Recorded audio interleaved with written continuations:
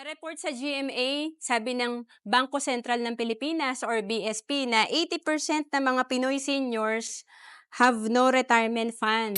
At kung meron man silang retirement fund, napakaliit lang talaga. Halimbawa, on the average, 5,000 lang ang nakukuha ng mga SSS pensioner at sa GSIS naman, nasa around 18,000 per month.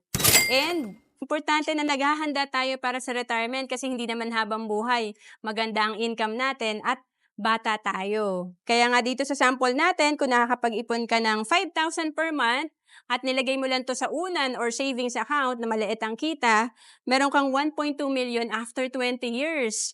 Pero kapag ikaw ay natutong mag-invest, ikaw ay may 4.5 million after 20 years kung nakakapag-ipon ka ng 5,000 per month. Malaking bagay talaga pag marunong tayo mag-invest. To know more about savings and investment, message mo lang ako sa FB, Roanne Celis Capistrano.